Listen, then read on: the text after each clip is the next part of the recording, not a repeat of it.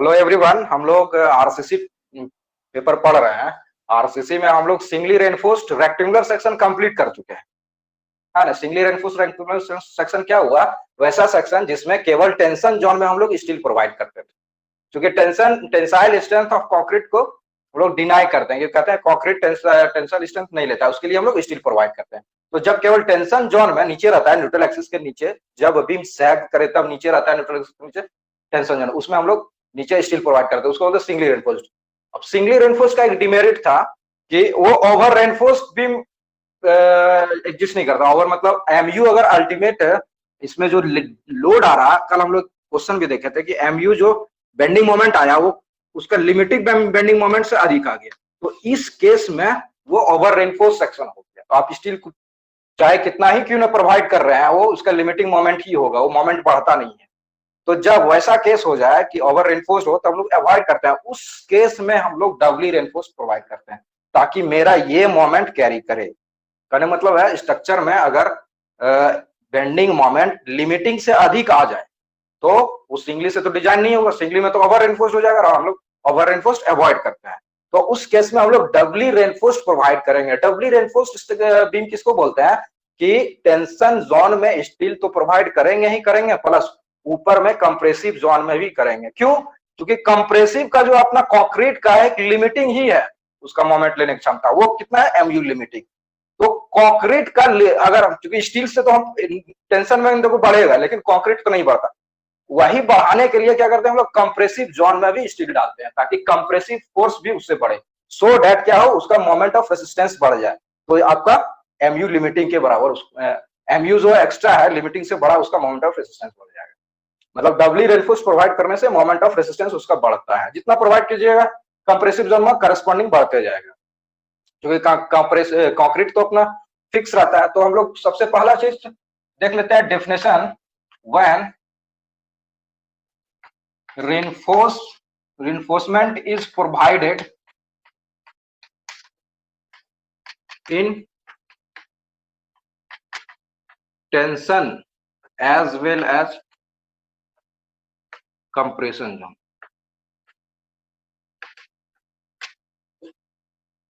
उस तरह के बीम को हम लोग डबली रेनफोर्स्ड बीम कहते हैं। देखिए जैसे ये यहाँ टेंशन नीचे मान लेते हैं, ये न्यूट्रल एक्सिस है, न्यूट्रल एक्सिस के नीचे जो होता है वो तो होता ही है मेरा स्टील। इसको क्या बोलते थे, ए स्टील इन टेंशन, एस से स्टील, टी से टेंशन।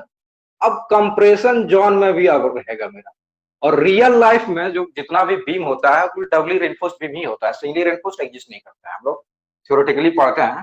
तो ऊपर में जो हम लोग जो डालते हैं उसको बोलते हैं area of steel in compression, C, ठीक है। Area of steel in compression, area of steel in tension. तो दो टाइप का स्टील दिखेगा आपको, एक कंप्रेशन जोन में दिखेगा और टेंशन जोन में। इस तरह के बीम को हम लोग डबली रेनफोर्स्ड रेक्टेंगुलर सेक्शन कहते हैं।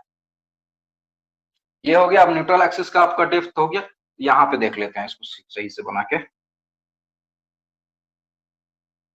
कुछ कुछ नॉमेनक्लेचर हम लोग करते हैं, बस फिगर में ही है, जो इसका फिगर समझ जाइएगा तो सारा चीज क्लियर हो जाएगा।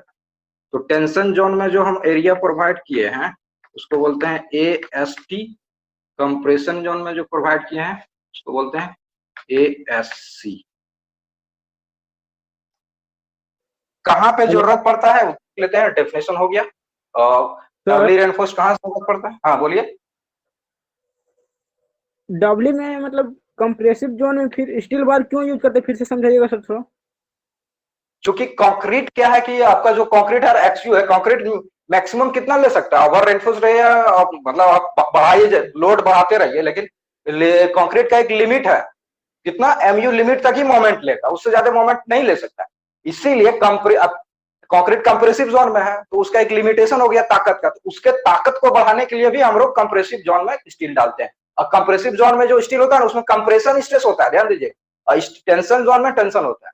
तो हम लोग कह सकते हैं बीम का मोमेंट ऑफ रेसिस्टेंस बढ़ाने के लिए हम लोग कंप्रेसिव जोन में भी स्टील प्रोवाइड करते हैं। क्यों?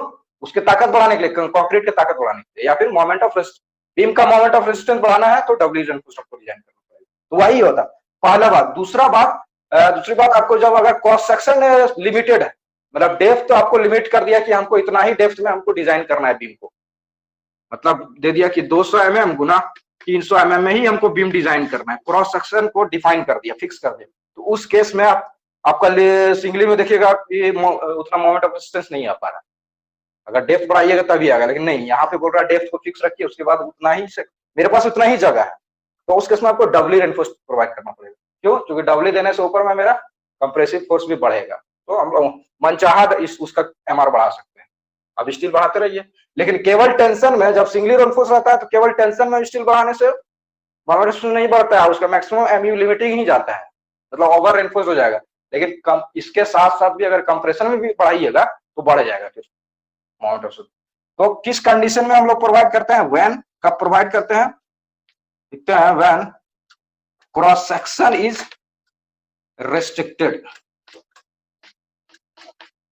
मतलब बी और डी डिफाइन है, पहले से दे दिया गया, इतना ही में करना, जैसे यहाँ पे example.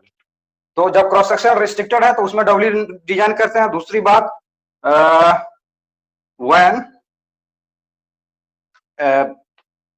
MU greater than MU limiting, मतलब ओवर रेनफोर्स बीम जब हो जाता है, ओवर रीइंफोर्स्ड सिंगली बीम जब केस रहेगा तो उसमें हम लोग डबली फिर प्रोवाइड करेंगे, क्योंकि ओवर रेनफोर्स में सिंगली हम लोग डिजाइन नहीं करते हैं। और रिवर्सिबल ऑफ स्ट्रेसेस, देखिए कंडीशन अगर आप आ गया, आपको कंटिन्यूअस बीम डिजाइन कर रहे हैं, सपोज कीजिए यहाँ पे एक सपोर्ट है और यहाँ पे सपोर्ट है, बीच में कोई सपोर्ट आ गया तो इसको बोलते हैं कंटिन्यूअस बीम। ये नहीं रहता तो सिंपली सपोर्टेड बीम रहता है, लेकिन बीच में जैसे डालते हैं तो हम लोग इसका पढ़ चुके हैं, अगर लोड ये रहे तो याद है इसका बेंडिंग मोमेंट डायग्राम कैसे होता है, इधर ये पार्ट सेगिंग होता है, उसके बाद हॉगिंग होता है, फिर हॉगिंग है, ये सेगिंग, मतलब इसके आगे पीछे नेगेटिव बेंडिंग मोमेंट हो जाता है, ध्यान दीजिएगा। और ये पॉजिटिव, इधर तो यहाँ से पॉजिटिव, ये पॉजिटिव बेंडिंग मोमेंट। तो यहाँ पे जो सपोर्ट के आगे पीछे जो रहता है ये कैंटिलीवर बीम की तरफ रहता है, मतलब इसका ऊपर वाला पार्ट टेंशन में जाएगा, इसके यहाँ पे ये दोनों में, नीचे वाला कंप्रेशन।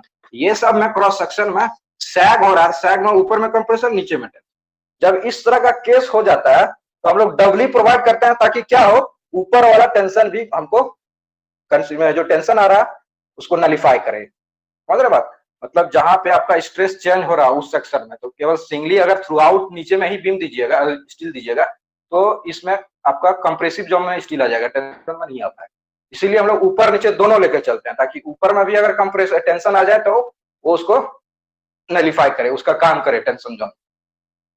तो यही है रिवर्सिबल ऑफ स्ट्रेसेस, जहां पे स्ट्रेस रिवर्स हो जाए, मतलब पॉजिटिव से नेगेटिव जाए, नेगेटिव से पॉजिटिव जाए, या जहां पे आपका लेटरल फोर्स एक्ट करता हो, लेटरल फोर्स जिस सेक्शन में काम करता है, मतलब इधर से विंड फोर्स आ जाए तो क्या होगा आपका, इसका सैगिंग हॉगिंग हो सकता है स्ट्रक्चर का विंड के कारण, तो उसमें हम लोग डबली रेनफोर्स, इन जनरल हम लोग हर जगह डबली रेनफोर्स यूज करते हैं in general.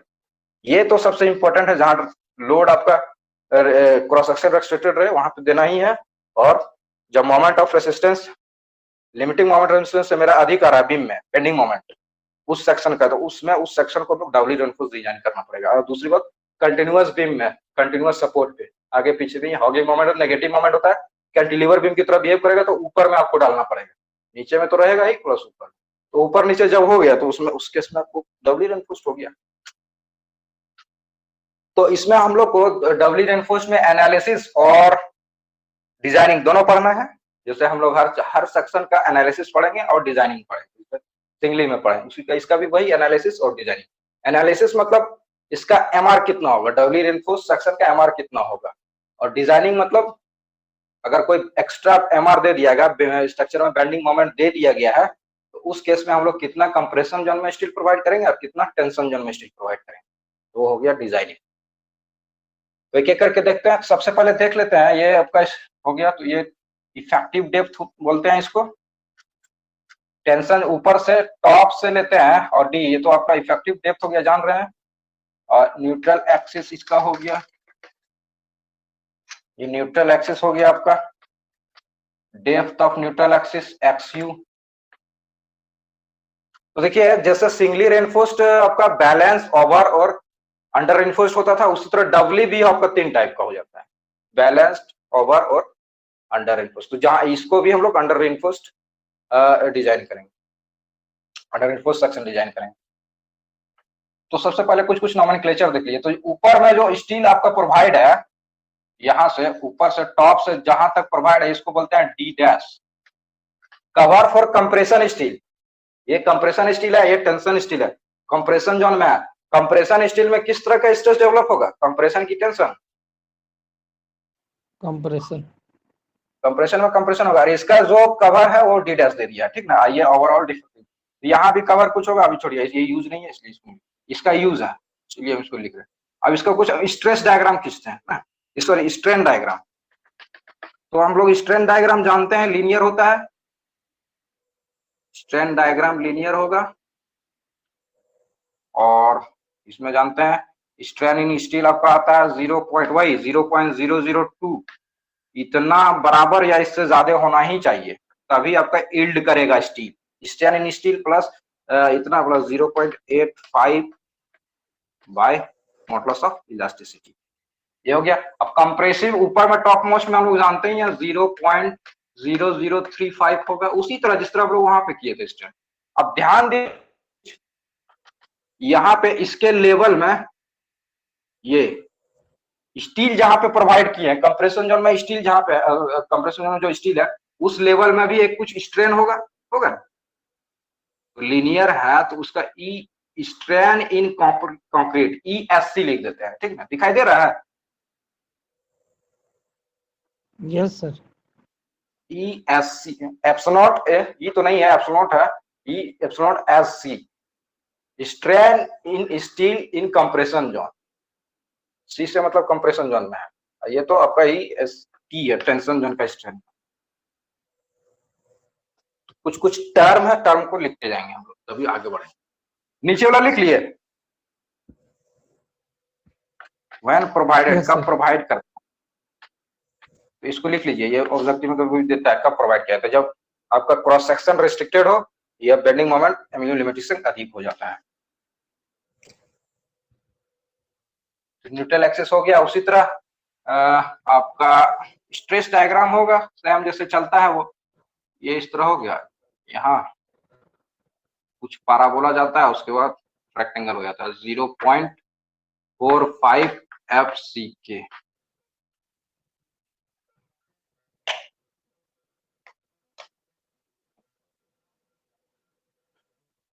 Four five 0.45 FCK चला गया। आइए आपका 0.87 FY।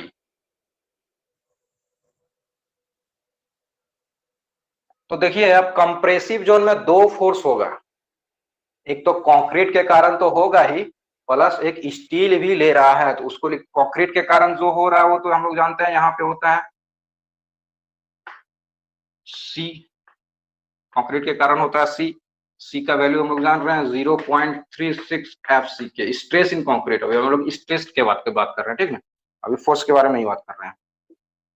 और इस लेवल में जहां पे स्टील प्रोवाइड किए हैं, स्टील में भी तो कंप्रेसिव फोर्स होगा, तो C कंक्रीट लिखते हैं इसको और C स्टील लिखते हैं CS। इसका वैल्यू हम लोग अभी FSC लेके चलेंगे। स्ट्रेस की केवल हम बात कर रहे हैं, अभी लोड के बारे में नहीं बात कर रहे हैं, स्ट्रेस के बारे में बात कर रहे हैं।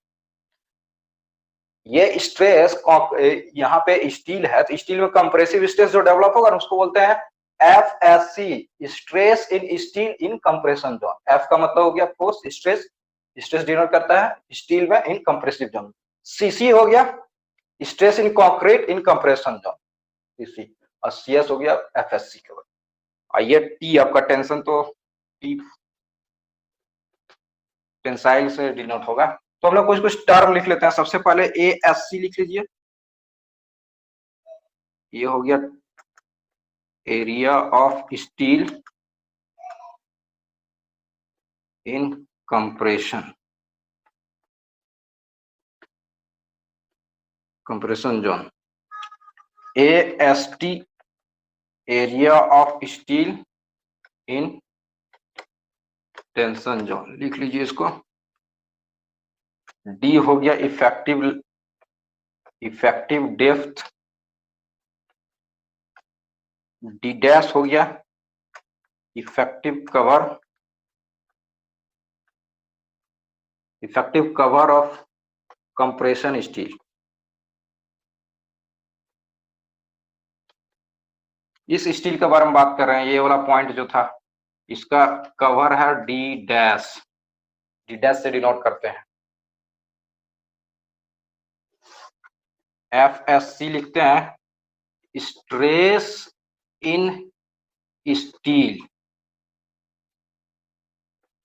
इन compression zone,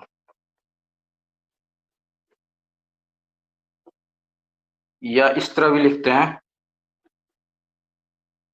stress in concrete, या इसको छोड़ दीजिए, यही लिखिए, stress in steel in compression zone. और ESC ये हो गया स्ट्रेन इन स्टील, या स्ट्रेन इन कंक्रीट भी बोलिए या स्टील, एक ही बात हुआ। यहाँ पे जो कंक्रीट का स्ट्रेन होगा और स्टील का स्ट्रेन दोनों सेम होगा, ध्यान दीजिएगा। इस यहाँ चूंकि स्टील यहाँ से निकाल दिए हैं, यहाँ से कंक्रीट निकल गया, यहाँ स्टील है, तो यहाँ पे जो कंक्रीट था उसका जो स्ट्रेन है वही स्टील का स्ट्रेन होगा, क्योंकि लेवल तो सेम है ना। इस यहाँ पे जो बात, अब यहाँ स्टील डालिए या कंक्रीट डालिए, इस लेवल में उसका वैल्यू दोनों का सेम हो। इसको इस तरह भी लिखते हैं, strain in steel at the level of compression. Strain in concrete भी लिखते हैं, इसमें ये लिख सकते हैं, strain in concrete at the level of compression steel, ठीक है। ये ESC को strain in steel in compression zone, किस लेवल में, जहां पे आपका स्टील जहां प्रोवाइड किए हैं उस लेवल का बात कर रहे हैं, मतलब डी डैश पे। ये वाला वैल्यू आपका डी डैश है ना, डी डैश है। और ये हो गया आपका यहां से यहां तक XU हो गया डेप्थ ऑफ न्यूट्रल एक्सिस। इसका भी तो अपना एक न्यूट्रल एक्सिस होगा।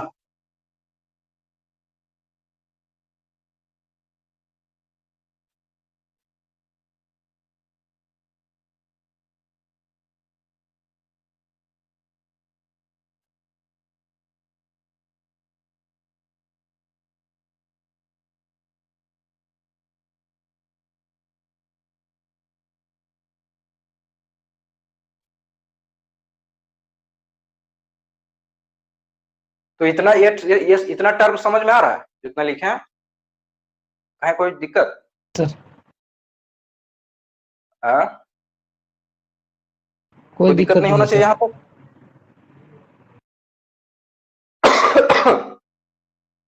तो देखिए इस फिगर से हम लोग दो चीज निकालेंगे। सबसे पहला चीज तो आपको बोले थे, कोई भी सेक्शन रहे टोटल टेंसाइल फोर्स बराबर कंप्रेसिव फोर्स होगा, ये तो होना ही होना है। ये सेक्शन कब इक्विलिब्रियम में रहेगा, ताकि ये कितना टोटल इस सेक्शन में जो टेंशन फोर्स एक्ट कर रहा है, टेंशन फोर्स कौन किसके कारण एक्ट कर रहा है, टेंसाइल स्टील के कारण एक्ट कर रहा है। और कंप्रेसिव फोर्स में दो फोर्स हो गया, ध्यान दीजिएगा, एक फोर्स कंक्रीट के कारण हो रहा है, दूसरा फोर्स स्टील के कारण जो कंप्रेशन में है।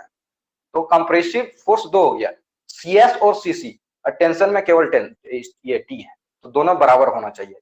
This plus this equal to this होगा, पहला इक्वेशन वहां से आएगा, और उसी को सॉल्व करेंगे तो हमको वहां से XU का वैल्यू निकलेगा। देखिए इसमें एक प्रॉब्लम हमको हो जाता है यहाँ पे, FSC stress in steel in compression zone, ये वैल्यू निकालना टफ हो जाता है। इसका वैल्यू मतलब यहाँ पे जो स्टील है इसमें कितना स्ट्रेस होगा, ये इल्ड नहीं करता है, कभी कभी इल्ड कर जाता है। इल्ड करना मतलब इसका अपना मैक्सिमम जो स्ट्रेस हो सकता है, जैसे मैक्सिमम स्ट्रेस इस स्टील में कितना लेते हैं 0.87 FY, यहाँ पे 0. डिजाइन स्ट्रेस कितना होता है इसका 0.87, मतलब फैक्टर ऑफ सेफ्टी से डिवाइड करते हैं 1.15 से, जो FY में, तो जो ये स्ट्रेस आया इसको बोलते हैं इल्ड स्ट्रेस, यही design yield stress FYD, design yield stress. लेकिन इसमें हम लोग बोल देता है कि ये इल्ड हो गया। इल्ड क्यों हुआ, क्योंकि यहाँ का स्ट्रेन आपका जो है 0.002 प्लस इतना से अधिक है, ये जो स्ट्रेन है ना इतना से, जब तभी अधिक होने के कारण ही ये इतना वैल्यू ले रहे हैं। अगर इससे कम हो जाएगा स्ट्रेन तो इतना स्ट्रेस डेवलप नहीं होगा, डिजाइन इल्ड स्ट्रेस। तो इसीलिए हम लोग बोलते हैं ना कि ये स्ट्रेन इतना अधिक हो गया तब जाके हम लोग स्ट्रेन लिख। लेकिन यहाँ पे ध्यान देखिए, यहाँ पर स्ट्रेन अगर ये स्ट्रेन से कम हो जाता है, जनरली हो जाता है यहाँ, चूंकि स्ट्रेन कम आता है इससे, इस स्ट्रेन से अगर इसका स्ट्रेन ESC कंप्रेशन में स्ट्रेन कम हो जाए तो इल्ड नहीं होता। तो इल्ड नहीं होता है, स्टील इल्ड नहीं होता तो अपना पूरा स्ट्रेस नहीं आता है, ये वैल्यू नहीं ले सकते हैं वहां पे, इसके उससे कम लेंगे वैल्यू। यही आपको IS कोड में दे दिया गया है। FSC देखिएगा, एक डायग्राम बनाया है, डिफरेंट वैल्यू ऑफ ESC का डिफरेंट वैल्यू ऑफ FSC दिया हुआ है। ये कॉन्सेप्ट क्लियर हो रहा है जो हम जो समझाने की कोशिश कर रहे हैं? Yes sir. यहाँ क्या हो रहा है कि एक स्टील मेरा कंप्रेशन जोन में भी है, ये स्टील, इस स्टील का बात कर रहे हैं यहाँ, एक कंप्रेशन जोन में जो स्टील है ये इल्ड कभी कभी इल्ड करता है और कभी इल्ड नहीं करता। इल्ड मतलब अपना मैक्सिमम स्ट्रेस में डेवलप होता है और कभी कभी नहीं होता। कब मैक्सिमम स्ट्रेस डेवलप होगा? जब इसका अपना अल्टीमेट स्ट्रेन है उससे ज्यादा अगर यहाँ का स्ट्रेन हो जाए तब ये इल्ड कर जाएगा। तब उस केस में FSC का वैल्यू हम लोग लेंगे 0.87 FY। लेकिन अगर ये स्ट्रेन इस इल्डिंग स्ट्रेन मतलब अल्टीमेट स्ट्रेन से कम आ जाए ये वैल्यू, उस केस में हम लोग इतना नहीं लेंगे, उससे कम वैल्यू आता है स्ट्रेस का। तो कैसे निकालेंगे? तो ये IS कोड में आपको दे दिया गया है। तो सबसे पहले माइंड में आता है, सबसे पहले ESC का वैल्यू निकालिए। Strain and steel in compression zone में कितना होगा स्ट्रेन, तो उसका एक फॉर्मूला अभी देखिए, इस ये वाला डायग्राम से हम लोग निकाल सकते हैं। प्रॉब्लम इस स्टील में प्रॉब्लम नहीं है, क्योंकि हम लोग एजम्पशन में ही लिमिट स्टेट में लेके चल रहे हैं कि ये स्ट्रेन यहाँ का जो स्ट्रेन है, स्ट्रेन इन टेंशन वाला स्टील, वो इल्ड अल्टीमेट स्ट्रेन है, इसके कारण ये इल्ड स्ट्रेस डेवलप हो गया। लेकिन यहाँ नहीं होता है, यहाँ तो आपका किस तरह होगा, हाँ यहाँ बोलते हैं कंक्रीट आपका अल्टीमेट स्ट्रेन पहुंच गया 0.0035, उस अनुसार से ये कितना स्ट्रेन होगा। तो देखिए ये डायग्राम है, O है ये A, B और C और D लिखिए। ये ट्रायंगल OAB सिमिलर होगा ट्रायंगल OCD लिख सकते हैं, कोई दिक्कत नहीं यहाँ से। तो लिखे ये AO बाय CO बराबर क्या होगा, AB बाय, बड़ा ट्रायंगल में लिए हैं तो फिर यहाँ बड़ा में लेना होगा AB बाय CD। यहाँ से क्या लिखेंगे, AO का वैल्यू लिख सकते हैं, A से O का डेप्थ ऑफ न्यूट्रल एक्सिस हो गया XU बाय CD का वैल्यू कितना होगा, कोई बता सकते हैं? सॉरी, CO का value. Yes sir, XU minus D dash है ना। यहाँ पे देखिए D डैश है, ये कवर है D डैश, और यहाँ से टोटल था XU, तो इसमें कितना हो जाएगा XU माइनस D डैश बराबर ये वाला वैल्यू A से B मेरा स्ट्रेन इन कंक्रीट जो है, अल्टीमेट कंक्रीट में स्ट्रेन होता है 0.35। ये भी ऑब्जेक्टिव में पूछ देता है, what is the value of ultimate strain in concrete in case of bending पूछेगा वहां पे, ध्यान दीजिएगा। बेंडिंग में अल्टीमेट स्ट्रेन कंक्रीट में यही होता है, लेकिन डायरेक्ट कंप्रेशन में ये नहीं होता है, ध्यान दीजिएगा। जब आप पढ़िएगा कॉलम में क्या होता है, डायरेक्ट स्ट्रेस फोर्स लगाते हैं, कंप्रेसिव फोर्स, उसमें अल्टीमेट स्ट्रेन इतना नहीं पहुंचता है, वहां पे 0.002 ही होता है, लेकिन बेंडिंग में इतना पहुंचता है अल्टीमेट स्ट्रेन। बाकी ESC हमको यही वैल्यू निकालना है, यहाँ से, तो यहाँ से वैल्यू निकालिए।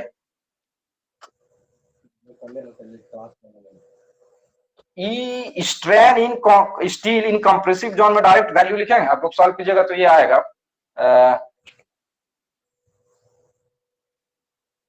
इसको ऊपर किए हैं 0.0035 बाय दिस हो जाएगा, तो ये उधर चला जाएगा, ये इधर चला जाएगा, तो 1 minus D dash by XU आएगा, देख लीजिएगा 0.0035 1 minus D dash by XU है।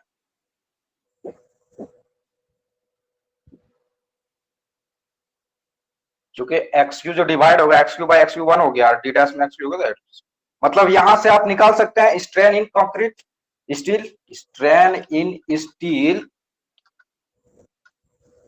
इन कंप्रेशन जोन। ये पहला फॉर्मूला हो गया, फॉर्मूला नंबर 1 रखिए। अब आइए आगे बढ़ते हैं।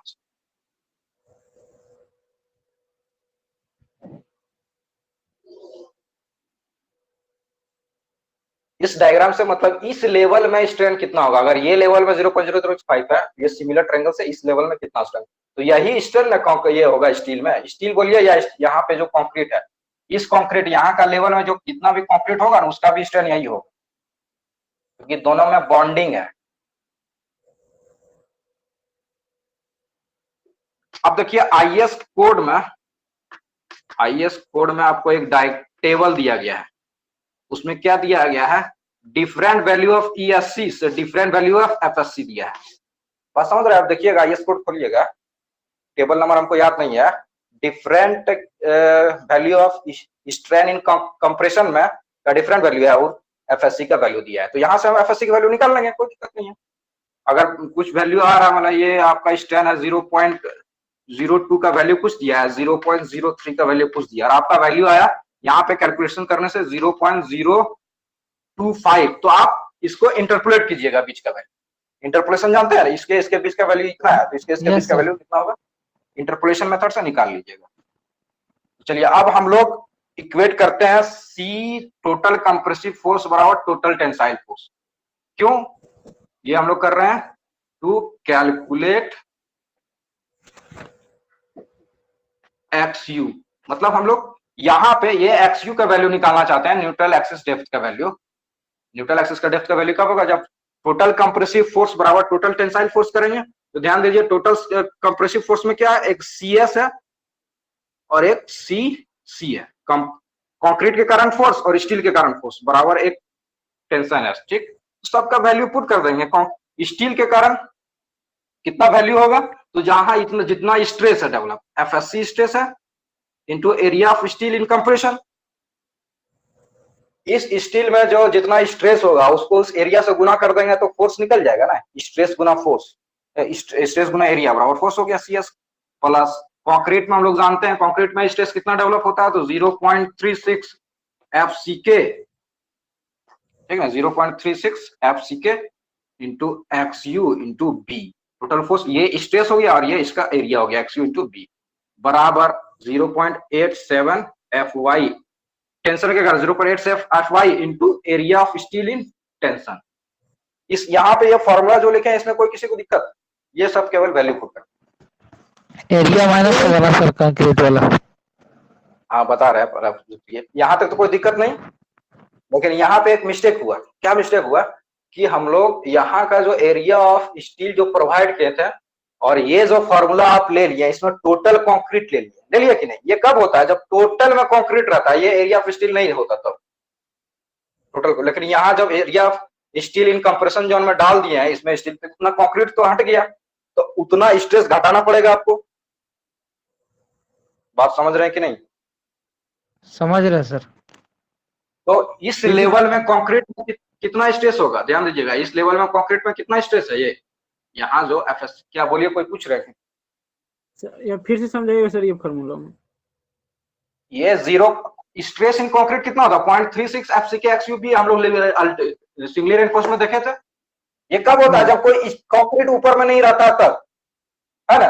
लेकिन यहाँ तो कंक्रीट डाल दिए तो जितना कंक्रीट स्टील डाल दिए हैं यहाँ पे, तो जितना स्टील डाला है तो उतना तो कंक्रीट निकल गया होगा, उतना तो स्ट्रेस घटेगा। अब तो उतना पूरा नहीं ले सकते हैं यहाँ, क्योंकि आप स्टील प्रोवाइड किए, यहाँ तो 2 ठो दिख रहा है लेकिन बहुत ज्यादा रहेगा अगर, तब तो इतना जितना एरिया ये प्रोवाइड किए हैं उतना के इक्विवेलेंट एरिया कंक्रीट खत्म हो गया, तो उतना स्ट्रेस आपको घटाना पड़ेगा इस साइड में, सी साइड में। तो कितना घटाएंगे, तो जो वहां पे जो फोर्स है कंक्रीट में उतना घटा देंगे। तो कंक्रीट में कब फोर्स है, जो उस लेवल में जो स्ट्रेस है, तो ध्यान दीजिएगा आपका कंक्रीट में यहां से यहां तक स्ट्रेस वही है 0.45, तो जहां जिस लेवल में आपका स्टील लगा है उस लेवल में भी वही स्ट्रेस होगा 0.45। और एरिया कितना घटा है, तो जो कंक्रीट का जो एरिया है वो उतना कंक्रीट घटा है, तो एक टर्म यहाँ पे आ जाता है -0.45 FCK स्ट्रेस ना एरिया कितना था, जो कंक्रीट का एरिया वही एरिया है, उतना ही एरिया घटेगा, तो ये हो जाता है माइनस। तो इसको फ्रेश करके इसको उतार लिया इस साइड वाला, हाँ सर।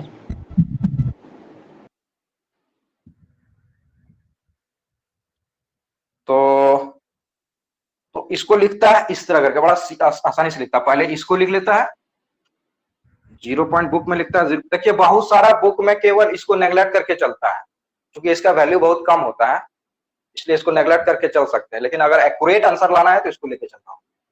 तो 0.36 एफसी के XU इंटू बी प्लस, इसमें देखिए area of steel in compression, area of steel compression common ले लें तो कितना बच गया, FSC minus 0.45 FCK into area of steel in compression बराबर 0.87 FY area of steel in tension.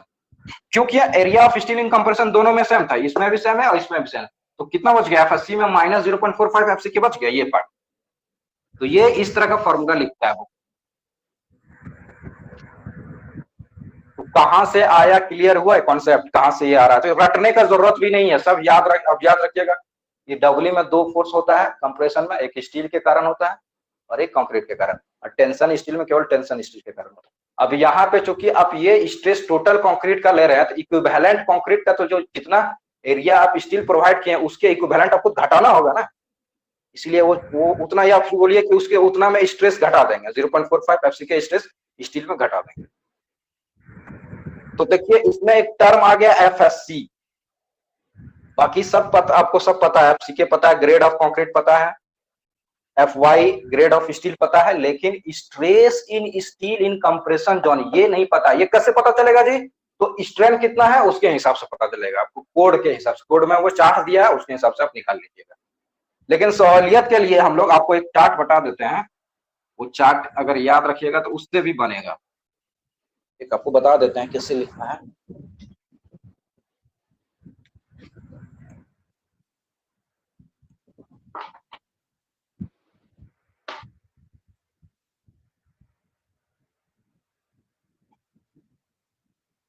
ये हम लोग याद रखिएगा, d' का वैल्यू आपका होता है मैक्सिमम, मिनिमम 0.05 से वैल्यू होगा 0.2, इतना ही वैल्यू चलता है, और d' के हिसाब से FSC का वैल्यू निकाल सकते हैं। एक टेबल दिया है, उस टेबल को यूज करते हुए आप निकाल सकते हैं। FE ग्रेड हो गया ये,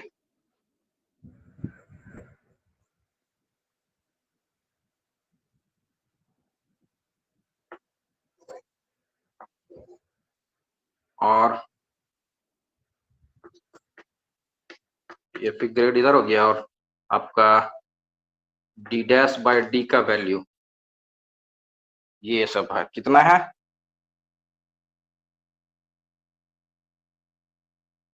सॉरी इसमें लिख दिया d' FSC का वैल्यू कितना सबका आएगा, FSC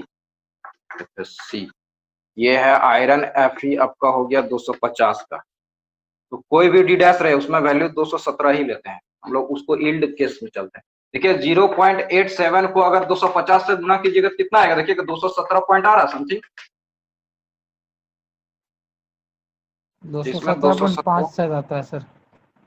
हाँ 217.5, तो ये यही ले लेंगे हम लोग FSC यील्ड माइल्ड स्टील के केस में।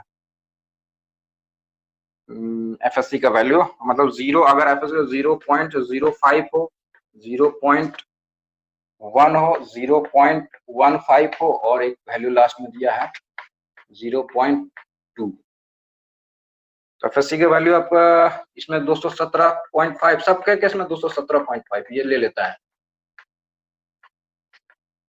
देखिए ये एग्जैक्ट नहीं है, ये अप्रोक्सीमेट वैल्यू है, बता देता है। एग्जैक्ट वैल्यू के लिए आपको IS कोड को पहले स्ट्रेन निकालिए, उसके बाद उसमें कितना स्ट्रेस होगा उसके हिसाब से चलना पड़ेगा। तो देखिएगा स्ट्रेन कर्व कैसे निकालिएगा, स्ट्रेन के लिए भी तो XU चाहिए, अभी कितना निकला था स्ट्रेन इन कंक्रीट 0.0035, ये ट्रायल एंड एरर मेथड होता है, 1 माइनस d'/XU आ गया। तो ये स्ट्रेन इन कंक्रीट कब निकलेगा, जब आपको XU पता रहेगा तभी निकालिएगा जी, हाँ। और XU कब पता चलेगा, जब FSC पता चलेगा, यहां से इस फॉर्मूला में XU इसी से निकालिएगा, और FSC फिर कैसे पता चलेगा, जब ESC पता चलेगा। मतलब साइक्लिक प्रोसेस हो जाता है, एक दूसरे से घूमने लगता है।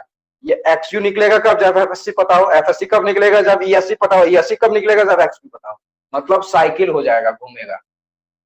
देखिएगा कब ESC कैसे निकालेंगे, जब आपको XU पता हो, और XU कब निकालेंगे, जब आपका FSC पता हो। FSC कैसे निकलेगा, जब ESC पता हो, कैसे निकालिएगा, घूमने लगेगा। तो ये इंडेटरमिनेट हो जाता है, तो आपको ट्रायल एंड एरर मेथड बोलते हैं इसको। सिक्लिकल प्रोसेस हो जाता है, एक साइकिल में चलता है, क्योंकि एक दूसरे पे डिपेंडेंट वैल्यू है। ये चीज समझाइए क्या बोलना चाह रहे हैं। आपको अगर एग्जैक्ट वैल्यू इसका चाहिए, स्ट्रेस इन कंक्रीट, जो कंप्रेशन जोन में कंक्रीट है उसका कैसे वैल्यू निकालिएगा, ये वैल्यू निकालने के लिए स्ट्रेन निकालना होगा। तो स्ट्रेन ऑटोमेटिकली एक्सयू पे डिपेंड कर रहा है, एक्सयू फिर डिपेंड कर रहा है इस पे। तो दो अननोन हो जा रहा है, एक ये हो गया और एक ये हो गया, दो अननोन हो गया, एक इक्वेशन एक ही इंडिटरमिनेट हो जाता है। तो ट्रायल एंड एरर मेथड से हम लोग निकालते हैं। अगर एग्जैक्ट वैल्यू निकालिएगा तो ट्रायल एंड एरर मेथड लगाना होगा। ट्रायल एंड एरर, एरर मतलब हम लोग एक एज्यूम करके चलेंगे, एक्स क्यू वैल्यू कुछ एज्यूम करके चलेंगे, उसके बाद फिर स्ट्रेन इन कंक्रीट निकालेंगे और वहां से निकल गया, फिर आप उसके हिसाब से फिर चार्ट में टेबल से एफएससी का वैल्यू देखेंगे, फिर एफएससी का वैल्यू निकाल के फिर एग्जैक्ट वैल्यू एक्सयू का निकालेंगे। तो जो हम देखेंगे, जो एज्यूम किए थे एक्सयू का वैल्यू और अभी जो निकल रहा है, दोनों मिल रहा है कि नहीं मिल रहा है। अगर नहीं मिल रहा है, फिर दोनों का एवरेज लेंगे, फिर उसको मान के चलेंगे, फिर स्ट्रेन निकालेंगे, फिर उससे स्ट्रेस निकालेंगे, फिर ये एग्जैक्ट वैल्यू एक्सयू निकालेंगे। करते रहेंगे जब तक का वैल्यू आपका एक्सयू जो एज्यूम किए थे वो कैलकुलेट नहीं मिल जाए। तो उतना ना करने से हम लोग उसको बचने से हम लोग ये इस मेथड से चलते हैं। डी डैश बाय डी का वैल्यू निकालते हैं, जो आपका डी डैश दिया रहेगा कवर इन कंप्रेशन स्टील का, और डी दिया रहेगा, उससे निकाल के एक चार्ट बना के यहाँ से भी आप वैल्यू ले सकते हैं। इजी के लिए इजी होगा, और ये एग्जैक्ट वैल्यू नहीं रहता, ये आपका अप्रोक्सीमेट वैल्यू देता है। 415 के लिए देखिए क्या क्या पॉइंट दिया है, 355 है, 353, तो ज्यादातर केस में यही यूज होता है, 353, 342, 329, ये सब किसका वैल्यू है, एफएससी का वैल्यू है। और एफई 500 के केस में देखिए ये 424 है। कब, जब डी डैश बाई डी का वैल्यू आपका 0.05, अब 0.01 हो जाए तो कितना लेना है, 412 लेना है, और 395 और 370। ये टेबल लिख लीजिए। आपको इतना साइक्लिकल प्रोसेस से बचने के लिए हम लोग इस प्रोसेस से जाएंगे, ये आपका बहुत हद तक सही आंसर देता है।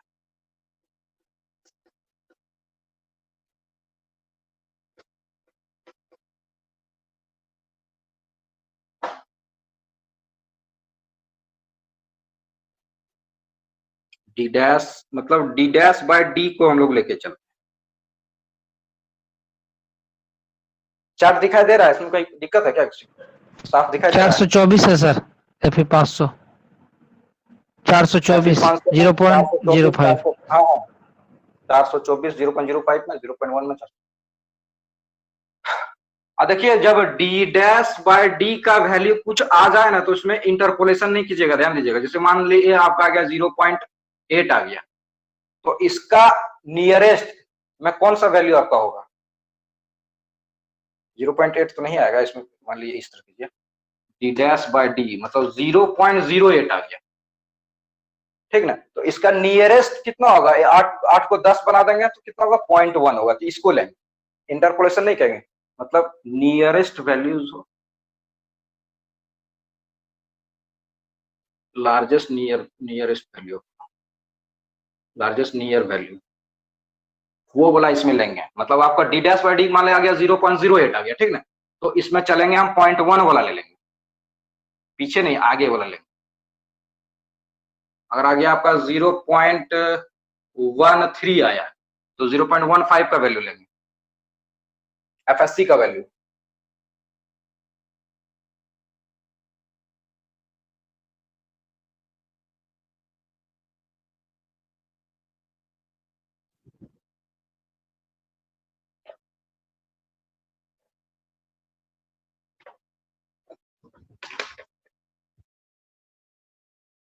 एफएससी क्या हो गया, ये डिजाइन स्ट्रेस है, design stress in steel in compression zone.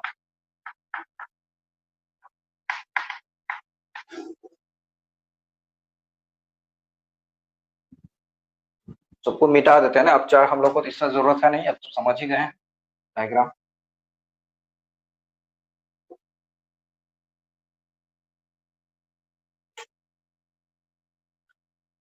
Trial और एरर मेथड कैसे हुआ, क्योंकि ईएससी डिपेंड कर रहा है आपका, ईएससी डिपेंड कर रहा है एक्सयू पे, और एक्सयू कैसे निकालेंगे, जब तक एफएससी नहीं निकलेगा, तो एफएससी खुद डिपेंड कर रहा है, एक्सयू डिपेंड कर रहा है एफएससी, और एफएससी कैसे निकालेंगे, जब तक कि हमको स्ट्रेन नहीं मिलेगा। ठीक है, इसी को बोलते हैं सिक्लिकल प्रोसेस हो जाता है। अगर आप एग्जैक्ट कैसे निकालिएगा वैल्यू, कुछ तो वैल्यू पता रहे। तो इससे बचने के लिए हम लोग d'/d का सहारा लेते हैं। तो दो मेथड हो गया आपका, इसको एनालिसिस में मेथड में आपका दो मेथड हो गया निकालने का। इसका एक ट्रायल एंड एरर मेथड हो गया, ट्रायल एंड एरर मेथड, और दूसरा मेथड एनालिसिस में। डिजाइनिंग तो इजी है इसका, मतलब डबली रेनफोर्स्ड में एनालिसिस, एनालिसिस मतलब एक्सयू का वैल्यू निकालना, फिर मोमेंट ऑफ एक्सयू निकलेगा था, फिर मोमेंट ऑफ रेजिस्टेंस निकलेगा। तो दो मेथड है एक्सयू निकालने का। पहला मेथड हो गया ट्रायल एंड एरर मेथड, और दूसरा हो गया बेस्ड ऑन d'/d। ये इजी है रिलेटिवली, जो d'/d एफएससी निकालने के लिए, मतलब एफएससी, हाँ एफएससी बोलिए या फिर एक्सयू बोलिए। एफएससी जब निकल जाएगा तो एक्सयू ही निकलेगा। आपको अल्टीमेटली क्या निकालना है, न्यूट्रल एक्सिस का डेप्थ ना, वही बोलिए, एक्सयू बोलिए या फिर एफएससी बोलिए। जो जब एफएससी निकल जाएगा तो एक्सयू तो आराम से निकल जाएगा इस फॉर्मूला से, बाकी सब पता है आपको। तो एक सवाल बनाते हैं तो और क्लियर होगा। चलिए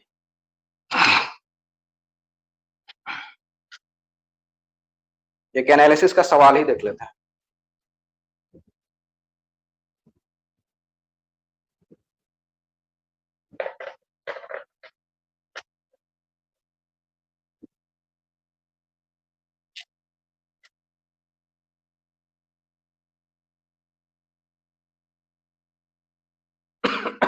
ट्रायल एंड एरर में क्या करते हैं हम लोग, लेट एक्सयू का वैल्यू, एक्सयू लिमिटिंग चलते हैं। नीचे मिटा दें, इसको लिख लिया ये चार्ट। Yes sir.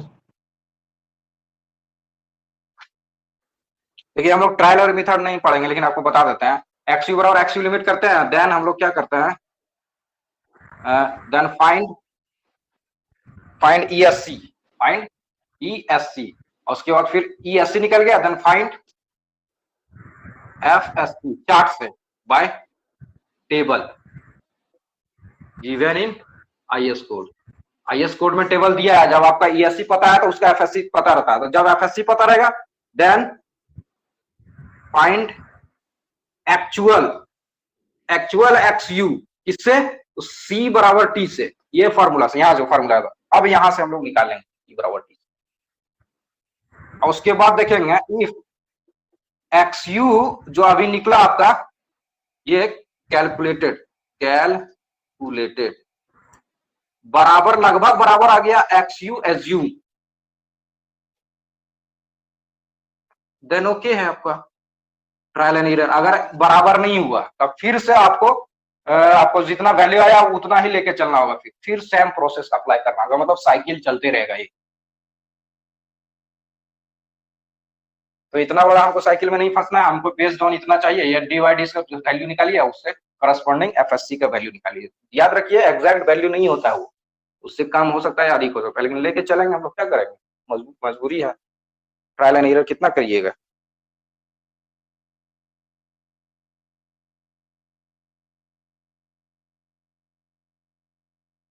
ये समझ रहे हैं ना जी, क्या नाम है, चले गए पर ये ट्रायल एंड एरर कैसे, ये एक दूसरे पे डिपेंडेंट है, तो कुछ तो हमको तीनों में से तीनों पते नहीं है, तो कैसे निकालिए, कुछ तो आपको एज्यूम करके चलना पड़ेगा।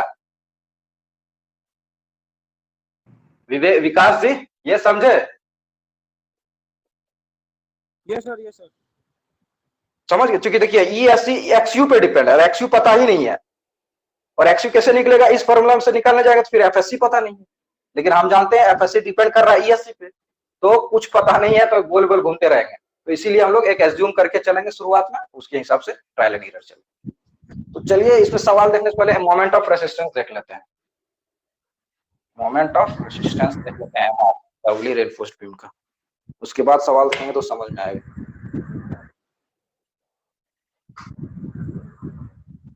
तो फिगर फिर बनाना पड़ेगा, कोई बात नहीं। ये हो गया area steel in tension, area steel in compression. केवल डायग्राम वो वाला बना रहे हैं हम, स्ट्रेस डायग्राम बना रहे हैं, स्ट्रेन डायग्राम से मतलब नहीं। तो यहाँ आपका सी स्टील हो गया, और एक यहाँ सी एक्ट करता है मेरा सी कंक्रीट। दो फोर्स है तो कंक्रीट से ही लेके चलेंगे, मोमेंट ऑफ रेसिस्टेंस निकालेंगे, ठीक ना। मोमेंट इजी है मोमेंट ऑफ रेसिस्टेंस निकालना। कैसे निकालेंगे? तो मोमेंट ऑफ रेसिस्टेंस अगर हम कंक्रीट से चलते हैं तो मोमेंट ऑफ रेसिस्टेंस दो होगा, एक मोमेंट m1 होगा कंक्रीट के कारण, प्लस एक m1 होगा स्टील इन कंप्रेशन के कारण, सॉरी m2, या सीधा इसमें लिखिए इस तरह, क्योंकि दो फोर्स है तो दोनों फोर्स के कारण मोमेंट डेवलप होगा, एक कंक्रीट के कारण होगा और एक स्टील इन कंप्रेशन के कारण होगा। ये क्लियर हो रहा है कि नहीं? ये डबली रेनफोर्स्ड है तो इसका दो मोमेंट होगा, तभी नहीं ये केवल एक रहता है, अगर सिंगली रहता है तो केवल कंक्रीट के कारण मोमेंट डेवलप होता है, लेकिन डबल फोर्स है तो मोमेंट कंक्रीट के कारण तो मोमेंट लेगा ही, प्लस जो स्टील इन कंप्रेशन है वो जो फोर्स है वो भी तो एक कपल क्रिएट कर रहा है, उसके कारण एक मोमेंट डेवलप होगा, तभी ना इसका मोमेंट जो है एमआर बढ़ जाता है। डबली रेनफोर्स का मोमेंट एमआर बढ़ने का कारण यही है, एक स्टील भी आ रहा है, एक कंक्रीट भी आ रहा है, एक स्टील भी आ रहा है, उसका एमआर तो दोनों जोड़ देंगे। तो देखिए कंक्रीट का तो हम लोग इजीली जानते हैं, ये कंक्रीट है, इसका यहां से यहां तक हम लोग जानते हैं जेड का वैल्यू कितना होता है, डी माइनस 0.42 XU। ये लीवर आर्म हो गया, ध्यान दीजिएगा इसके कंक्रीट और स्टील के बीच में, और स्टील इन कंप्रेशन जोन और स्टील इन टेंशन जोन के बीच में कितना डिस्टेंस, कोई बता सकते हैं? D minus D dash. तो ये इसका लीवर आर्म हो गया और इसका लीवर आर्म हो जाएगा। ये कितना हो गया? देखिए ये टी है और यहाँ पे ये टोटल डेप्थ डी था और यहाँ कवर डी है, तो इसका कितना हो जाएगा, डी माइनस डी डैश। बात समझ रहे हैं कि नहीं? यहाँ कोई किसी को कंफ्यूजन? तो इसके कारण जो कपल क्रिएट होगा, तो एक्चुअली यहाँ टी जो है दो भाग में बढ़ जाता है। टी जो है आपका एक T1 प्लस T2 में बढ़ता है, तो T1 एक कंक्रीट के कारण जग गया और एक T2 इसके कारण गया, मतलब इस बीम को हम लोग दो भाग में बांट सकते हैं। एक खुद कंक्रीट को हम लोग लेके चलते हैं और कंक्रीट के कारण T1 लेते हैं, तो इसके बीच में जो Z1 हुआ, प्लस दूसरा क्या होता है, यहां जो आपका सी स्टील इन कंप्रेशन का गया और एक T2। आप दो फोर्स लीजिएगा तो नीचे में भी तो दो फोर्स होना चाहिए, तभी नहीं कपल क्रिएट करेगा। ये समझ रहे हैं बात की नहीं? एक कंक्रीट वाला कपल होगा, ये सी कंक्रीट, और इसका एक कपल होगा, इसका डिस्टेंस कितना होगा, डी माइनस डी डैश। तो हम लोग T1 और T2 पे फंसने नहीं जा रहे हैं, हम केवल ऊपर वाला निकालते हैं, ठीक ना। ऊपर वाला कंक्रीट के कारण कितना होगा हम लोग जान रहे हैं, 0.36 FCK। केवल हम बता दिए कि इसके कपल इसका T1 होगा, CC का कपल T1 होगा और CSC का कपल T2 होगा, ये दोनों बराबर हो गए। तो 0.36 FCK XU होता है into B into D minus इसका जो लीवर आर्म होगा 0.42 XU, प्लस कोई बात नहीं, प्लस ये कंक्रीट का हो गया। कंक्रीट का कितना, force into force into lever arm. इसका फोर्स कितना है जी, स्टील में हम लोग देख चुके हैं FSC, तो इक्विवेलेंट देंगे माइनस 0.4 FCK कर देंगे, ठीक ना। कंक्रीट के कारण घटा भी देंगे डायरेक्ट यहीं पे, और area of steel in compression into D minus D dash, बस हो गया। ये फॉर्मूला एमआर का, डबली रेनफोर्स्ड एमआर।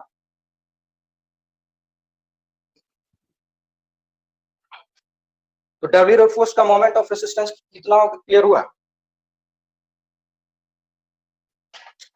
Yes sir. मतलब ये वाला डी माइनस डी डैश यहाँ पे है, डी माइनस डी डैश। ये हम यहाँ पे मतलब स्ट्रेस जो अभी बताया ना कैसे घटाए, वो लेके चल रहे हैं। FSC में मैंने 0.45 FCK घटा दिया, तो इसका यहां से यहां तक lever arm D minus D dash है।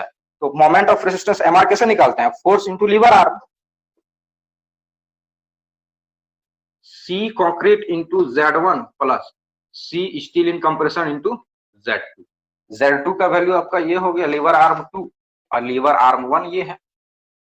कंक्रीट का लीवर आर्म हम लोग जानते हैं D माइनस 0.42 XU, चूंकि कंक्रीट कहां पे लाई करता है, ऊपर से 0.42 XU, इसीलिए बोले थे ना कि सिंगली रेनफोर्स में जो जितना फॉर्मूला है वो आगे जाके सब वही फॉर्मूला सब रहता है, केवल कंडीशन के हिसाब से चेंज होता है सब। ठीक है, डबली में है तो डबल चीज आ गया, तो कंक्रीट के साथ साथ ये भी चलेगा। तो एमआर कितना हो गया आपका डबली रेनफोर्स का, तो जो एक्सयू निकलेगा तो हम लोग एमआर भी निकाल सकते हैं इजीली। तो MR of Dabali reinforce section रटने का जरूरत ही नहीं है, कंक्रीट के कारण 0.36 FCK XU इंटू बी, ध्यान दीजिएगा XU ले रहे हैं, XU लिमिट नहीं ले रहे हैं, D माइनस 0.42 XU प्लस ये कंक्रीट के कारण हुआ एमआर और स्टील के कारण कंप्रेशन में। तो स्टील में फोर्स कितना है, तो फोर्स कितना होता है FSC माइनस, तो फोर्स घट जाएगा क्योंकि उतना कंक्रीट घटा रहे हैं, तो 0.45 FCK into area of steel in compression, इसी में गुना है जी, बड़ा हो जाता है इसलिए लिखने में जगह नहीं। FSC minus 0.45 FCK area steel in compression into D minus D dash, D minus D dash ही लीवर आर्म है स्टील इन कंप्रेशन का, यहाँ से T से लेंगे, टोटल डेप्थ D था, कवर है मेरा, मतलब कंप्रेशन स्टील कितना लेवल में है, D डैश लेवल में, ध्यान दीजिएगा ना यहाँ पे D डैश लेवल में, तो ये डिस्टेंस कितना बच गया D माइनस D डैश,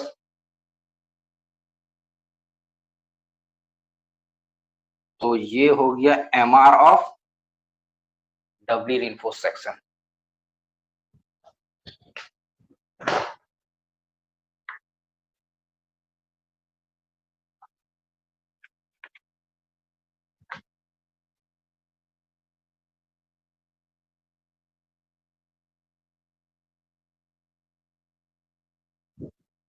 तो यहां से अब हम लोग का एक चीज निकलेगा, यहां से क्या निकलेगा, एक्चुअली ये पहले ही हम लोग करना था, जहां पे XU निकाले थे ना, if XU is less than XU limit, XU limit यहाँ वही चलता है, XU लिमिट बाय D बराबर वही सब होता है, 53 48 48 53 48 और कितना होता है जी 46।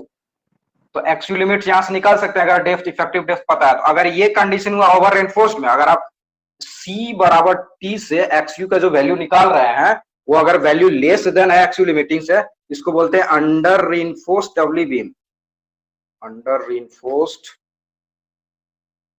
डबली बीम। अगर XU ग्रेटर देन हो गया XU लिमिट तो ओवर रीइंफोर्स्ड हो गया, ये ओवर रीइंफोर्स्ड डबली बीम हो गया,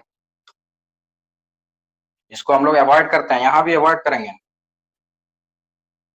और XU बराबर XU लिमिट हो गया तो बैलेंस्ड डबली बीम हो गया, XU बराबर XU जो कभी होगा भी नहीं होता है। ये और ये पहला ही हमेशा जब भी डिजाइन करेंगे अंडर रेनफोर्स्ड ही डिजाइन करेंगे, डबली रहे या सिंगली रहे, ये सब डिजाइन नहीं करते हैं, दूसरा तीसरा नहीं करते। XU बराबर तो बैलेंस्ड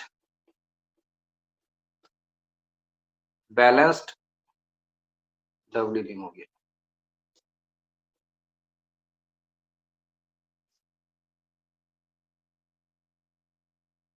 तो हम लोग वही बोल सकते हैं कि डबली रेनफोर्स्ड बीम भी 3 टाइप का हो गया, under reinforced doubly beam, over reinforced doubly beam और बैलेंस्ड डबली बीम हो गया, बैलेंस्ड रेनफोर्स्ड डबली बीम। कैसे ये डिसाइड किए, तो XU और X के आधार पर डिसाइड किए, बात समझ रहे हैं, ये चीज क्लियर हो रहा है ना। और XU लिमिट तो आप यहां से निकाल ही सकते हैं आराम से, पहले से XU limit of grade of steel पर डिपेंड करता है, उससे निकल सकता है XU लिमिट का वैल्यू, उससे आप कंपेयर करेंगे, जो हम कैलकुलेट किए उससे कंपेयर करेंगे। अगर ये निकल गया XU अंडर रेनफोर्स्ड है तो मोमेंट ऑफ रेसिस्टेंस भी ये इसी से निकलेगा, और ओवर रेनफोर्स्ड है तो फिर इस केस में moment of resistance MU limiting हो जाएगा, ओवर रेनफोर्स्ड का MR जो होगा वो MU लिमिटिंग होगा। अब बैलेंस सेक्शन का भी MR कितना होगा, जैसे वहां पे चलते हैं वही सेम कॉन्सेप्ट यहाँ भी लग के चल रहा है, कोई अलग नहीं। जैसे अंडर रेनफोर्स में क्या ओवर रेनफोर्स होता था तो उसका moment of resistance MU limiting होता था, बैलेंस में तो MU लिमिटिंग होता ही है। मतलब किसी भी सेक्शन का अधिकतम में MU लिमिट होता है, maximum moment of resistance MU limiting होगा। यही तो लिमिट स्टेट का कौन खासियत है लिमिट स्टेट मेथड का, मैक्सिमम मोमेंट MU लिमिटिंग ही होता है, इसलिए उसका नाम ही है लिमिटिंग। MU लिमिट क्यों लिख रहा है, जो लिमिटिंग वैल्यू है ये, इससे ज्यादा नहीं हो सकता। XU लिमिट क्यों लिख रहा है, क्योंकि XU लिमिट से ज्यादा नहीं होता। देखिए अंडर रेनफोर्स में X से छोटा चलेगा तो ओके है, ये सब ये X लिमिटिंग से ये वैल्यू बड़ा हो जा रहा है, इसलिए नॉट ओके, ये गलत, ये नहीं अवॉइड कर। लिमिटिंग वैल्यू मतलब मैक्सिमम यही वैल्यू होगा, इससे ज्यादा नहीं जा सकता है न्यूट्रल एक्सिस, इसलिए अवॉइड करते हैं।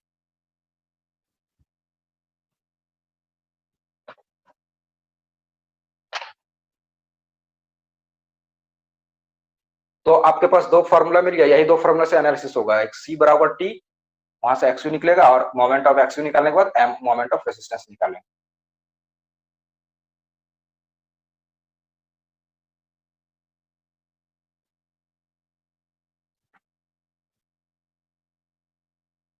तो एक सवाल देखें हम लोग, थोड़ा सा सिंपल सवाल जो बनाएंगे। Yes sir. हाँ सर। तो और किस कॉन्सेप्ट क्लियर हो जाएगा। देखिए आप लोग को अगर दिखाई दे रहा होगा तो वो यहाँ पे देखिए इसी तरह डायग्राम दिया रहता है। स्ट्रेस लेवल रहेगा 0.87 FYD, ये डिजाइन स्ट्रेस हो गया, ये डिजाइन स्ट्रेस हो गया। आपका F415 का ESC और FSC दिया रहेगा, समझ रहे हैं, ये कोड में दिया, IS कोड में, मतलब 415 ग्रेड ऑफ स्टील के लिए स्ट्रेन इन कंप्रेशन जोन में ये नीचे दिया है सब, और उसके करस्पॉन्डिंग FSC का वैल्यू दिया है ये, और फिर 500 के लिए ESC दिया है, और उसी तरह ग्रेड ऑफ FSC का वैल्यू दिया है।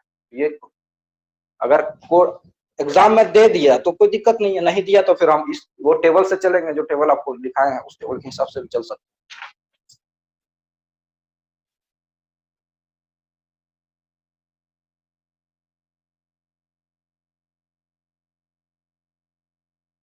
हाँ एक क्वेश्चन लिखिए, लोग एनालिसिस पढ़ लेंगे, फिर कल डिजाइनिंग पढ़ेंगे, आज छोड़ देंगे designing.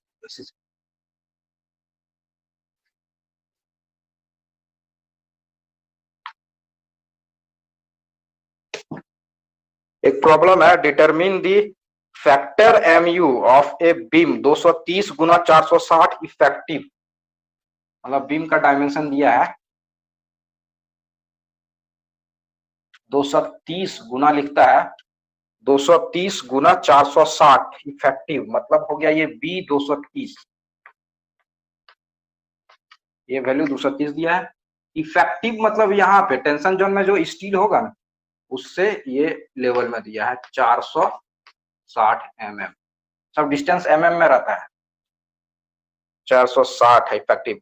The beam is reinforced with 2-16 mm dia bar on compression में, मतलब 2 ठो कंप्रेशन में है, 2-16 2-16 है dia bar on compression side, and 420 4 ठो है, ले लीजिए 4-25 टेंशन में है, इन टेंशन साइड।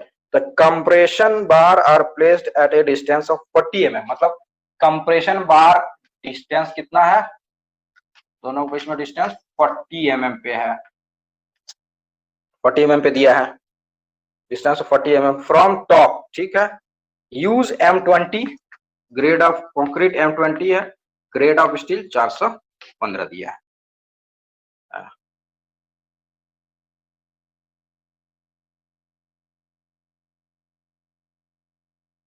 इसमें बोल रहा है D डैश का D में नेक्स्ट हायर वैल्यू लेना है, मतलब जो आपका टेबल में उसी का बोल रहा है नेक्स्ट हायर वैल्यू, इसमें इंटरपोलेशन नहीं करना है। इसमें हमको क्या निकालना चाहिए, MU लिमिटिंग, मतलब मोमेंट ऑफ रेजिस्टेंस निकालना है।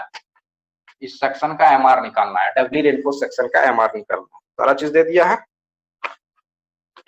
चलिए कैसे अप्रोच लेंगे, तो दो मेथड है, एक तो वही बोला, एक ट्रायल एंड एरर मेथड, एक एनालिसिस का प्रॉब्लम हो गया। एनालिसिस का प्रॉब्लम में क्या होता है, आपको सेक्शन दे दिया जाता है और एरिया भी दे देगा स्टील का, डिप्थ वेट दे देगा, एरिया स्टील दे देगा। अब बोलेगा उस सेक्शन का मोमेंट ऑफ रेसिस्टेंस क्या हो, तो एनालिसिस प्रॉब्लम हो गया। डिजाइनिंग प्रॉब्लम उल्टा चलता है, एमआर पता रहेगा, मतलब बेंडिंग मोमेंट बीम में पता रहेगा, सेक्शन निकालने बोलेगा, एरिया ऑफ स्टील निकालने बोलेगा या बीओडी बोलेगा, हम लोग कल जो देखे थे।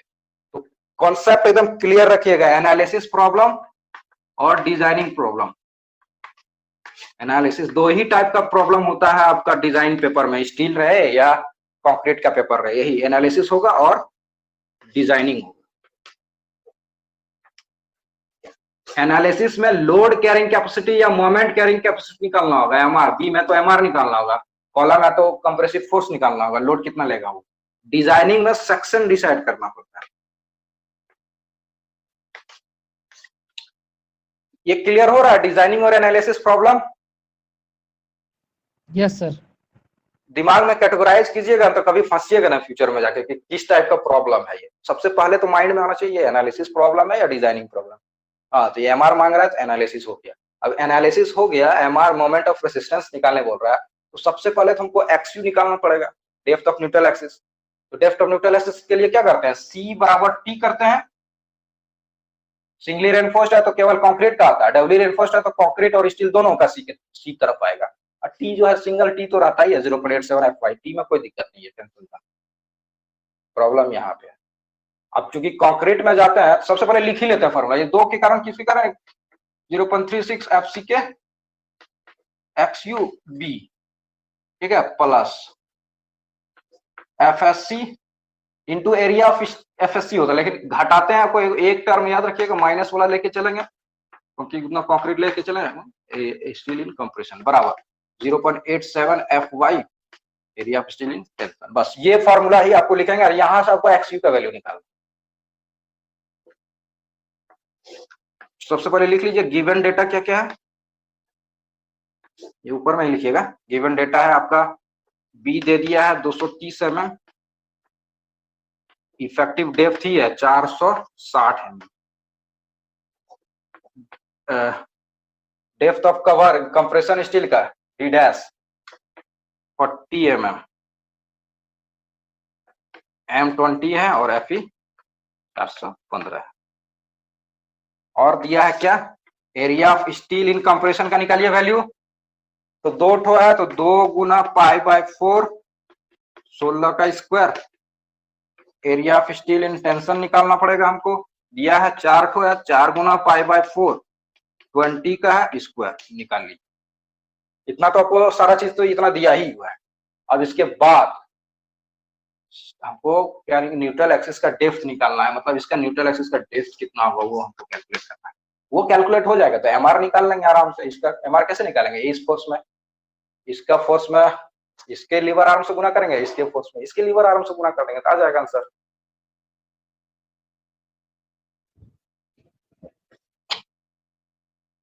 इजी है, बस समझने का खेल है, बहुत टफ नहीं है, टफ बना दिया गया है सब, समझिएगा तो बहुत इजी है।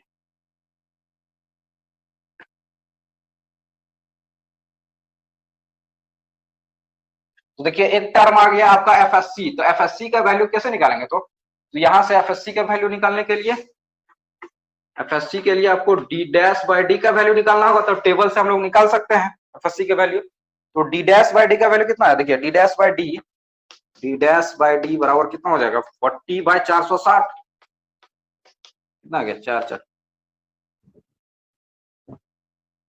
0.086 4/46 0.01 ले लेंगे। तो नियरेस्ट इसका कितना हुआ, नेक्स्ट नियरेस्ट वैल्यू 353 आएगा सर। नियरेस्ट वैल्यू, तो ये कितना हो गया 0.1 है ना, टेबल में 0.1 आ गया। तो वहां पे देखिएगा D'/D फॉर FE 415 के लिए 0.1 में 353 है वैल्यू, है ना।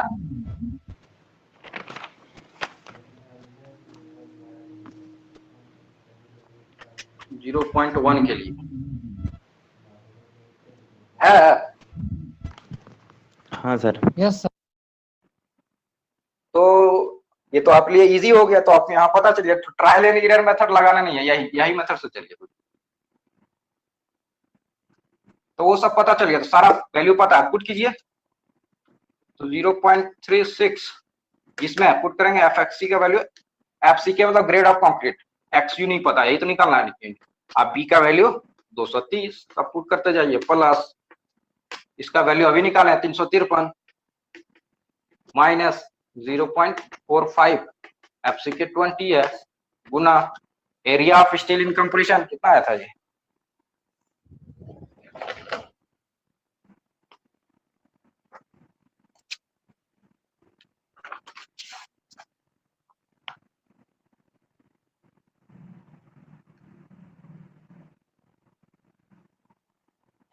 $1256 mm²।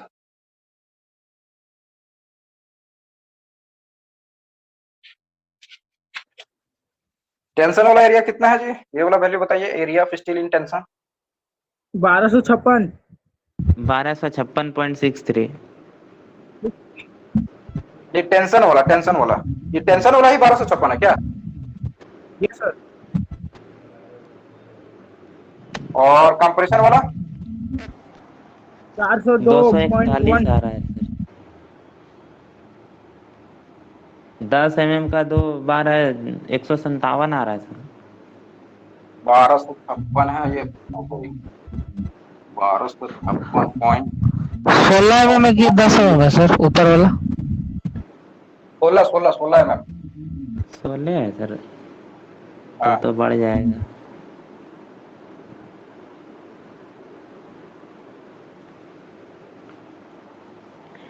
चार सौ 402.12 कर दीजिए, वैल्यू पुट कीजिए यहाँ पे, 80 निकला कितना, 402.12 बराबर 0.87, FY का value 415 Guna area of steel 1256.4। सब पुट कीजिए, यहाँ से एक्सयू का वैल्यू निकालिए, सब पता है एक्सयू नहीं पता है, इक्वेट कीजिए दोनों तरफ से, आ जाएगा।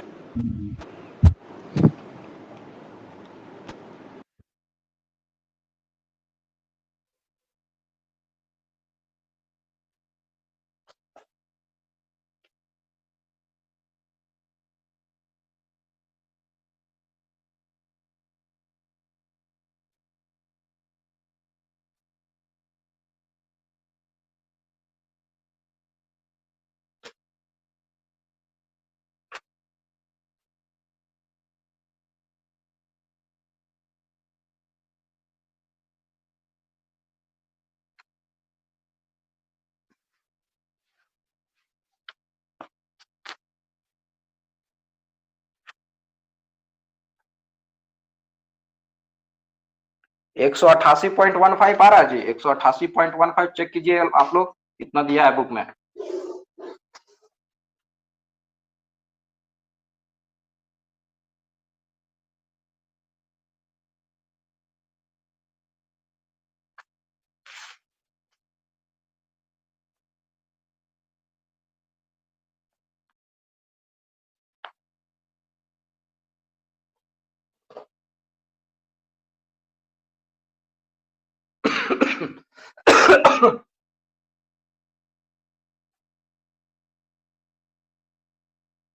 एक 190 आ रहा है सर। अच्छा ठीक है, कोई दिक्कत नहीं, इसी के करीब आ रहा है, 188-90 दोनों चलेगा, कोई हाँ सर ठीक है। आगे पीछे हो सकता है कुछ पॉइंट हो। और जी आप लोग का आया,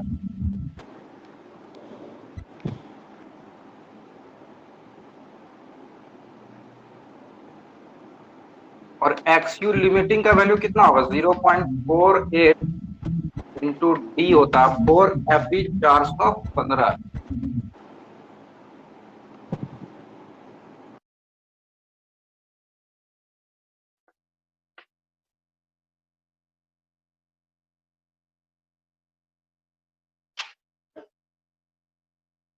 पुट कीजिए यहाँ पे 0.48 गुना कितना है डी का वैल्यू 460 गुना 0.48 220.8 आया ये लिमिटिंग डेप्थ है, मैक्सिमम डेप्थ इतना जा सकता है और आ रहा है एक्स की value 188।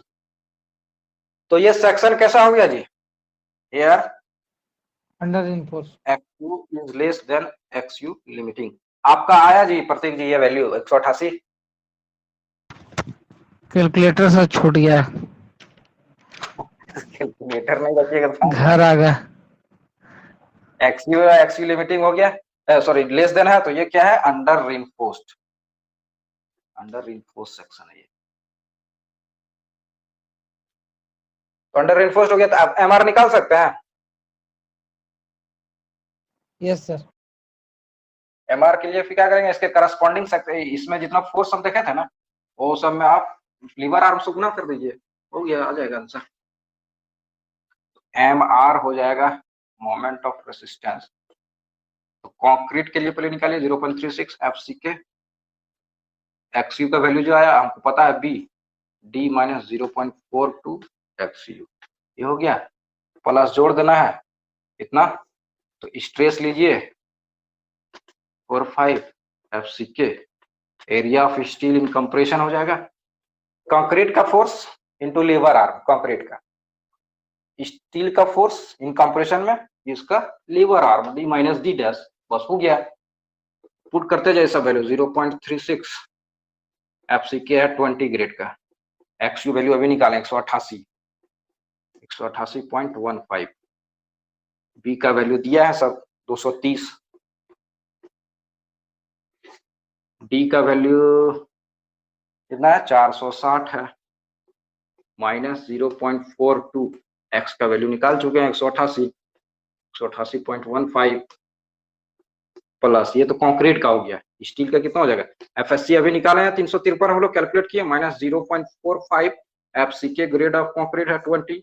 Area of steel in compression कितना था जी? एरिया ऑफ स्टील कंप्रेशन का 402 था, कितना था? हाँ सर 402 था, 0.12 402.12 हो गया इंटू डी का वैल्यू 460 माइनस डी डैश का वैल्यू 40। इसको कैलकुलेट करिएगा, कैलकुलेटर का काम है, कैलकुलेट कीजिएगा तो आ जाएगा आपका MR आ जाएगा। कितना आ जाएगा? मोमेंट ऑफ रेसिस्टेंस MOR या MR डबली रेनफोर्स्ड का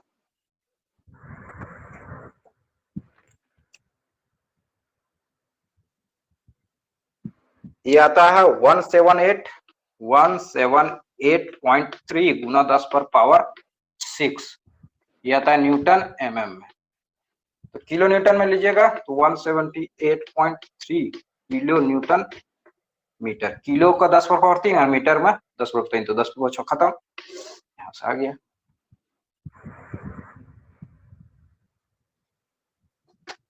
ये आंसर हो गया, MR निकालना था।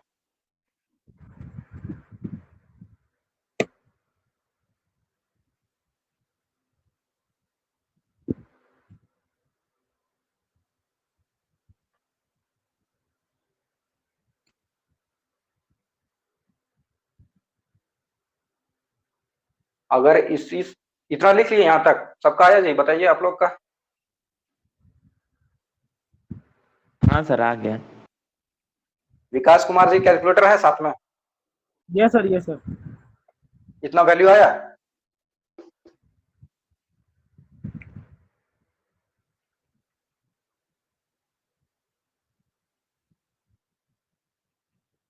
आ जाएगा, दिक्कत नहीं है, आ जाना चाहिए। तो ये तो हुआ जब हम लोग डी डैश बाई डी को लेके चले। जब हम लोग ट्रायल एंड एरर मेथड से चलेंगे तो फिर कैसे बनाएंगे ये देखिएगा। कहीं बहुत सा बुक में ट्रायल एंड एरर मेथड से चलता है तो उसमें कैसे बनाते हैं, वो थोड़ा टेडियस हो जाता है प्रोसेस, लंबा प्रोसेस जाता है और उसमें आंसर वेरी कर जाएगा क्योंकि XU का वैल्यू अलग आएगा और 353 जो लिए है ना उसमें वो वैल्यू अलग आ जाएगा, तो XU वैल्यू अलग आ जाएगा, XU वैल्यू अलग आ जाएगा, तो MR वैल्यू अलग जाएगा, अंतर हो जाएगा। बहुत ज्यादा अंतर नहीं होगा, डिफरेंस आपका 178 है तो इसी के आसपास सेक्शन तो वही ना रहेगा सर, अंडर रेनफोर्स ही रहेगा ना, बहुत ज्यादा चेंज तो नहीं होना चाहिए। नहीं नहीं, सेक्शन अंडर रेनफोर्स्ड ही रहेगा आपका, ओवर नहीं जाएगा, अंडर रेनफोर्स्ड। 176 आ रहा सर। हाँ ठीक है, कोई दिक्कत नहीं, 176, 78, 77 सब चलता है डिजाइनिंग में, मतलब इसके आसपास आना चाहिए, 178 के आसपास, 76, 75, 77, 78 चलेगा। एनालिसिस डिजाइन में थोड़ा सा अंतर होता है, क्योंकि सब वैल्यू पॉइंट में है ना, 0.42 है, पॉइंट कैसे ले रहे हैं, एरिया ऑफ स्टील में अगर पॉइंट छोड़ देंगे कुछ तो अंतर आ जाए। तो आप लोग याद रखिएगा 2 डिजिट तक सही सही लेंगे आंसर, ठीक ना। 2 डिजिट से मान लिया गया आपका एरिया ऑफ स्टील आ गया 1256.479 आ गया, ठीक है ना। तो 9 को हटाने से क्या करेंगे, यहाँ 8 कर देंगे, तो 1256.78 लेके चलेंगे। तो 2 डिजिट तक लेके चलिएगा, सारा 2 डिजिट में रखिएगा, आंसर भी 2 डिजिट में लाना है। इसको 178.3 लिख दिया है, एक और डिजिट में आता है, तो आपका बहुत तक एक्यूरेट आएगा आंसर। 2 सिग्निफिकेंट डिजिट तक लेने हैं आपको, इसको बोलते हैं सिग्निफिकेंट डिजिट, 2 डिजिट तक आपको लेके चलना है।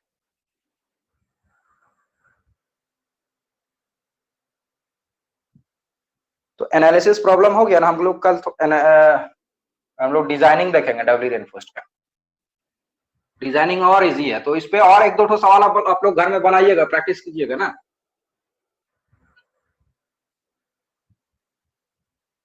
ठीक है सर।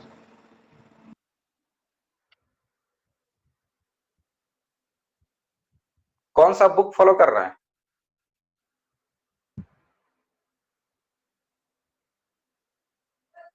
मेरे पास तो पहले से सर वो बुक था नीलम शर्मा का।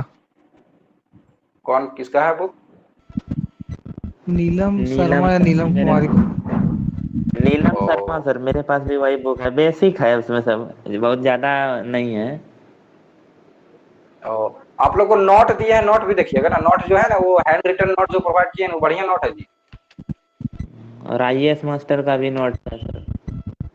हाँ आईएएस मास्टर का नोट है, तो आईएएस मास्टर का एडवांस हो जाता है, थोड़ा ज्यादा दिया है, ज्यादा उसका डेप्थ प्रॉब्लम में देखिए। उसमें थोड़ा दिया। हाँ ज्यादा डेप्थ में है, लेकिन उसमें देखिए वो लोग ट्रायल एंड एरर मेथड देखा बनाया होगा, तो देख लीजिएगा। ये हम लोग डी डैश बाय डी जो चला है ना, बेसिक मेथड है, हाँ सर। एक्यूरेट मेथड वही है, trial and error method he accurate है, तो उसको देख लीजिएगा। हम उसको नहीं बनाया जो कि बेकार में फंसेंगे, टाइम कंज्यूम होगा। इससे आपको मतलब समझने से मतलब है, समझना है क्या क्या फॉर्मूला कैसे अप्लाई कर रहे हैं, और एक्सयू कैसे निकाल रहे हैं, एमआर कैसे निकाल रहे हैं। तो बेसिक आज हम लोग 3 फॉर्मूला देखें। सबसे पहला कौन सा फॉर्मूला देखें, ये स्ट्रेन इन कंप्रेशन जोन में देखें 0.00, डायरेक्ट फॉर्मूला भी पूछ देता है एग्जाम में, 1 माइनस डी डैश बाय एक्सयू, पहला फॉर्मूला। दूसरा फॉर्मूला देखें टी बराबर टी के 0.36 F C K X U B plus F S C minus 0.45 F C K area of steel in compression, दूसरा फॉर्मूला। तीसरा फॉर्मूला एमआर का देखें, सॉरी ये बराबर 0.87 F Y area of steel in tension चलेगा। 3 formula ही इसमें use होता है। पहला फार्मूला स्ट्रेंथ का डायरेक्ट पूछता है एग्जाम में इस पे, और ये तो दूसरा हो गया आपका मतलब न्यूट्रल डेप्थ निकालने के लिए, एक्स निकालने के लिए, और एमआर आपका जान ही रहे 0.36 अभी जो हम लोग बनाए। एकदम डायरेक्ट फार्मूला लिखिएगा तो याद होगा आपको, B D minus 0.42 X U plus इसमें इसका मैं एमआर से गुना करेंगे, इसका lever arms F S C minus 0.45। तो देखिए कॉन्सेप्ट अगर फिगर क्लियर है तो नहीं फंसिएगा, D minus D dash, figure clear है ना, इसका लीवर आर्म यहाँ तक है, डी माइनस डी डैश इस स्टील का में जो फोर्स है। अब कॉन्क्रीट वाला में आपका चलता है डी माइनस 0.42 एक्स, बस उसको लोड फोर्स को लीवर आर्म से गुना करेंगे तो एमआर निकलेगा। तो यही 3 फॉर्मूला है, बस इसी पे सवाल बनता है। सर क्वेश्चन में दिया रहेगा एमआर निकालना है, या कुछ जो दिया रहेगा ना कुछ भी निकालना रहेगा? अब दिया नहीं रहेगा इसमें, जैसे क्वेश्चन था ना, find the MR of the given section, section में सारा चीज दे दिया है तो एमआर बोलेगा निकाल। कल हम लोग देखेंगे डिजाइनिंग क्या क्या हो सकता है। डिजाइनिंग में एरिया ऑफ स्टील नहीं रहेगा, कुछ नहीं रहेगा, केवल सेक्शन दे देगा और लोड दे देगा, उसमें इतना लोड एक्ट कर रहा है, तो वहां से हम लोग बेंडिंग मोमेंट निकालेंगे। मैक्सिमम बेंडिंग मोमेंट उतना है, तो उस मोमेंट के लिए कितना हमको कंप्रेशन स्टील देना होगा, कितना टेंसाइल स्टील देना होगा। यही सब फॉर्मूला वहां भी यूज होगा, थोड़ा सा अंतर होगा वहां पे, देखेंगे कैसे, लेकिन एनालिसिस में ये फॉर्मूला चलता है। और D dash by D for different value हम लोग देखें, एफएससी का वैल्यू देखें। चलिए ऑफ करते हैं ना। Thank you sir.